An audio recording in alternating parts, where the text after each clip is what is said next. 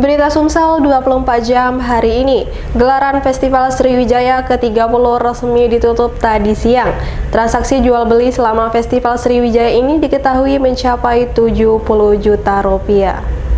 Sekretaris Daerah Sumatera Selatan S.A. Supriyono resmi menutup Festival Sriwijaya ke-30 di halaman Museum Sultan Mahmud Badarudin II Palembang siang tadi. Dalam penutupan sendiri dimeriahkan sejumlah penampilan, diantaranya Juara Kamu Aku 2022 yang diselenggarakan Kemenparekraf, Trio Afi, Kopral Jono, dan lainnya. Harapannya sebenarnya festival ini hanya pemicu. Kita berharap banyak wisatawan domestik yang datang lihat Sungai Musi. Sebenarnya kita di sini intinya mau lihat Sungai Musi. Sebenarnya itu intinya. Makanya kita buat siang supaya mereka bisa lebih banyak lihat Sungai Musi. Jadi jajanan bisa juga. PLT Kepala Dinas Pariwisata dan Kebudayaan Sumatera Selatan Dr. Haja Megawati menjelaskan, penyelenggaraan Festival Sriwijaya salah satunya bertujuan untuk mendongkrak perekonomian masyarakat. Sebab festival ini menjadi upaya pemerintah daerah untuk mengajak masyarakat mendatangi Palembang yang memiliki beragam wisata. Dengan demikian, kehadiran masyarakat bukan saja menyaksikan event, namun juga berbelanja maupun dan makan. Pihaknya mencatat perputaran uang selama festival berlangsung mencapai 70 juta rupiah dengan rata-rata per hari berkisar 300 hingga 500 ribu rupiah. Nilai perputaran ini dinilai naik cukup signifikan setelah pandemi COVID-19. UKM itu ada lebih kurang 20 UKM yang kita siapkan, karena kita ada 2 tenda yang dibantu gratis oleh IPSB. Tapi di luar itu banyak ya, banyak masyarakat. 20 UKM bergerak di semua adalah Sriwijaya. 20 itu kuliner lima, di luar itu ada ekonomi kreatifnya dengan 17 sektor itu ada pameran di dalam seperti kriya, desain produk ya, produk cara ngemas yang keranjang seperti itu kerajinan. Itu juga ada fashion ya, fashion di dalam itu soket-soket, jemputan itu yang dibuat dipamerkan. Reporter Sri Devi, juru kamera Al-Hadi Farid, Valpres.com. Pemirsa, untuk memastikan jika hewan kurban yang dijual pada Idul Adha aman dari wabah PMK, salah satu penjual hewan kurban di Musi Banyuasin tak ambil stok sapi dari luar daerah. Salah seorang pedagang hewan kurban di Musi Banyuasin tidak mengambil sapi dari luar daerah. Hal ini dilakukan sebagai upaya untuk mencegah penyakit mulut dan kuku yang terdapat pada hewan kurban. Seorang pedagang hewan kurban yang dimaksud bernama Herman keputusan untuk menyediakan hewan kurban dari Musi Banyuasin untuk mengantisipasi terjadinya penyakit mulut dan kuku. Beberapa hewan kurban yang kini dijualnya berasal dari Kecamatan Keluang, Plakat Tinggi, dan Lawang Wetan. Sementara untuk Lampung dan Pulau Jawa dihentikan karena dikhawatirkan mengidap penyakit PMK. Meski hewan kurban yang dia ambil dari peternak lokal, namun untuk harga mengalami kenaikan berkisar 1 hingga 3 juta rupiah untuk per ekornya. Penyebab kenaikan sendiri karena minimnya stok sapi yang tersedia akibat dampak dari wabah PMK. Saat ini pihaknya menyediakan 200 ekor sapi. Ratusan hewan ini untuk memenuhi kebutuhan Hari Raya Kurban di wilayah Musi Banyuasin.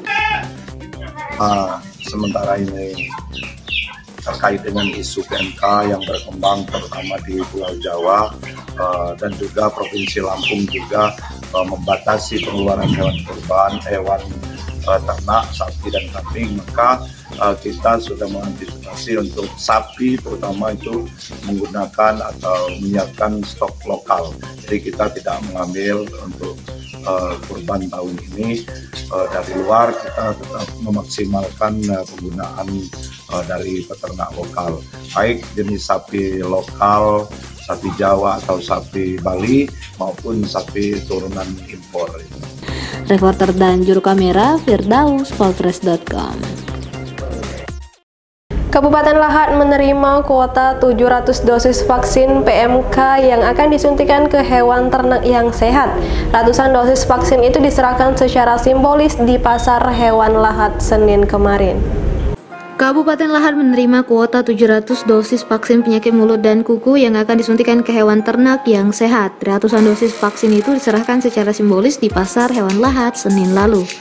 Dalam acara di Pasar Hewan Lahat yang dihadiri Bupati Lahat Ciujang dan unsur Forkopimda, diserahkan secara simbolis 700 dosis vaksin penyakit mulut dan kuku kepada Dinas Tanaman Pangan dan Hortikultura Kabupaten Lahat untuk disuntikan kepada sapi yang sehat. Menurut Kepala Dinas TPH Lahat, pihaknya telah menyuntikkan vaksin PMK itu ke hewan ternak di beberapa kecamatan yang belum ditemukan kasus positif PMK. Setidaknya ada 12 kecamatan yang mendapatkan alokasi vaksin PMK. Sapi yang disuntik merupakan sapi sehat dan belum terjangkit PMK, agar sapi itu mempunyai kekebalan tubuh ketika terserang PMK. Kita dapat kita yang kita bantu kepada masyarakat berapa dosis?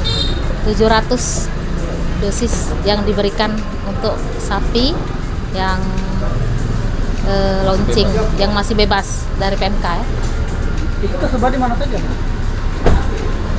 Kecamatan yang akan dilaksanakan itu kalau yang kemarin sudah 3 hari ya. Merapi Selatan, Merapi Barat, kemudian Pikin Timur, Morapayang, Jarai, Morapayang, Pajar Bulan, Sukamerindu sudah dilaksanakan untuk vaksin PMK. Ya. Sementara di tempat yang sama, Silo Pranoto, salah satu peternak sapi di Kelurahan Sari Bunga Mas menjelaskan bahwa di wilayahnya terdapat ratusan ekor sapi namun belum ada yang terjangkit PMK. Kondisi itu mungkin disebabkan selama ini para peternak memberikan asupan hamu agar sapi sehat. Namun bila ada vaksin PMK, diakui Silo akan lebih baik bagi hewan ternak. Reporter dan juru kamera Bernard Albar, palpres.com. Berita terakhir Sumsel 24 jam hari ini. Kecelakaan lalu lintas di atas jembatan Musi 4 kembali terjadi. Dalam kejadian yang terjadi sekitar pukul 10 pagi tadi mengakibatkan seorang atlet PON meninggal dunia. Seorang atlet tembak yang akan mempersiapkan diri untuk ajang PON mendatang terlibat kecelakaan bersama kakaknya di atas jembatan Musi 4 sekitar pukul 10 pagi tadi. Diketahui atlet tersebut bernama Muhammad Raka Al-Rifat meninggal dunia, sedangkan sang kakak Muhammad Zaki Ramadan mengalami luka berat dan dilarikan ke Rumah Sakit Pelabuhan Bom Baru. Kasat Lantas Polrestabes Palembang Kompol Randy Surya Aditama melalui Kanit Gakum Ibtu Arasikakum mengatakan, kakak beradik yang merupakan warga Jalan Nasrani Piparja ini mengendarai motor Yamaha Mioji dengan opol BG 2874ZS dari arah Bom Baru ke Seberang Ulu 2 Palembang.